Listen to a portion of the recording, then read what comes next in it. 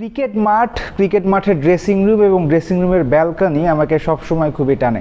ছোটোবেলা থেকে লর্ডসের ব্যালকনি দেখেছি, ইংল্যান্ডের আরও কিছু মাঠে ব্যালকনি আছে। লর্ডসের ব্যালকনিতে ক্রিকেটারদের বসে থাকতে দেখেছি, সৌরভ গাঙ্গুলির জামা খুলে উদযাপন দেখেছি লর্ডসের ব্যালকনিতে, কিংবা রিসেন্ট টাইমে অস্ট্রেলিয়ার যে একটা ডকুমেন্টারি আছে দ্য টেস্ট, সেখানে ড্রেসিং রুম দেখেছি। সেখান থেকেই ড্রেসিং রুম এবং ব্যালকনির প্রতি একটা আগ্রহ। ভারতে এলাম, এসে গোয়ালিয়রে একটা ড্রেসিং রুমের ব্যালকনি পেলাম। এই ব্যালকনিতে আমি দাঁড়িয়ে আছি। এই ব্যালকনিটা গোয়ালিয়রের ক্যাপ্টেন রূপ সিং স্টেডিয়ামের ব্যালকনি। এই ব্যালকনির একটা বিশেষত্ব আছে, এই ড্রেসিং রুমের একটা বিশেষত্ব আছে, সেটা হলো যে ইন্টারন্যাশনাল ক্রিকেটে ওয়ানডেতে প্রথম 200 এখানেই, এই আমার পেছনের এই মাঠেই হয়েছিল। এই ব্যালকনিতে দাঁড়িয়েই ইন্ডিয়ার অন্যান্য প্লেয়াররা, অর্থাৎ সচিন টেন্ডুলকারের যারা সতীর্থ ছিলেন, তারা এই ব্যালকনিতে দাঁড়িয়ে হাততালি দিয়েছিলেন, কারণ মাঠে সচিন 200 মেরেছিলেন। 2010-এর ঘটনা এটা, সাউথ আফ্রিকার এগেনস্টে সচিন 200 মেরেছিলেন। এরপর থেকে আরও অনেক 200 হয়েছে, কিন্তু প্রথম হিসেবে সচিন টেন্ডুলকারের নাম, প্রথম হিসেবে গোয়ালিয়রের রূপ সিং স্টেডিয়ামের নামটা কিন্তু লিখা আছে। এই মাঠে এখন আর খেলা হয় না। 2010-এর পরে এই মাঠে ইন্টারন্যাশনাল ম্যাচ আর হয়নি। যদি মাঠের কোয়ালিটি দেখেন, ইন্টারন্যাশনাল মানের নয় ঘাস।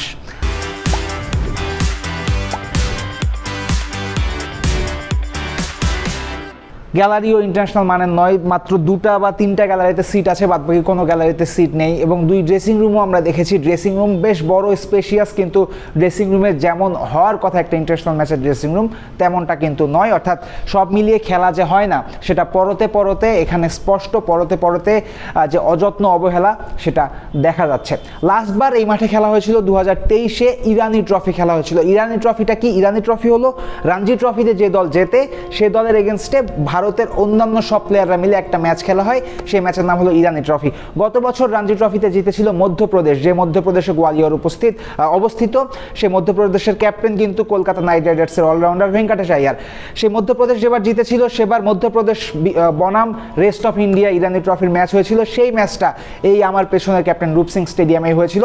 নিচে গ্রাউন্ডস কর্মীরা ছিলেন, তাদের সাথে কথা বললাম। তারা বললেন যে ইরানি ট্রফির ওই ম্যাচে পুরো স্টেডিয়াম লোকারণ্য হয়ে গেছিল। অর্থাৎ একটা ডোমেস্টিক ম্যাচ দেখতেও কিন্তু গোয়ালিয়রের মানুষজন মাঠে উপস্থিত হয়েছিল। যদিও শেষ পর্যন্ত সেই ম্যাচটা জেতা হয়নি। মধ্যপ্রদেশের ম্যাচটা জিতেছিল রেস্ট অফ ইন্ডিয়া। ম্যাচটা তাদের জিতিয়েছিলেন ইয়াশস্বী জয়সওয়াল। নিচে যে মাঠ কর্মীর সাথে কথা হচ্ছিল, তিনি বললেন জয়সওয়াল একাই ম্যাচটা জিতিয়ে নিয়ে চলে গেছিলেন। সেটাই ছিল লাস্ট বড় ম্যাচ এখানে। আপাতত এই মাঠটায় ডিস্ট্রিক্ট লেভেলের অথবা এজ লেভেলের খেলা হয়। এবং আরও একটা ব্যাপার, ছোট্ট একটা ব্যাপার শেয়ার করা ভালো, সেটা হলো যে এই মাঠটা কিন্তু সরাসরি মধ্যপ্রদেশ ক্রিকেট অ্যাসোসিয়েশনের নয়। এই মাঠটা গোয়ালিয়রের যে সিটি কর্পোরেশন, তাদের আওতাধীন। এবং বিসিসিআইয়ের যেটা নিয়ম, সেটা হলো যে সরাসরি ওই প্রদেশের যে ক্রিকেট অ্যাসোসিয়েশন, তাদের আন্ডারে যেসব মাঠ, সেই সব মাঠ তারা বেশি প্রাধান্য দেয়, সেসব মাঠে খেলা দেয়। যেহেতু এই মাঠটা গোয়ালিয়র সিটি কর্পোরেশনের আন্ডারে, এই কারণে কিন্তু ম্যাচ হয় না। এবং সামনে থেকেও এখানে বড় কোনো ম্যাচ হবে বলে তেমন প্রত্যাশা নাই।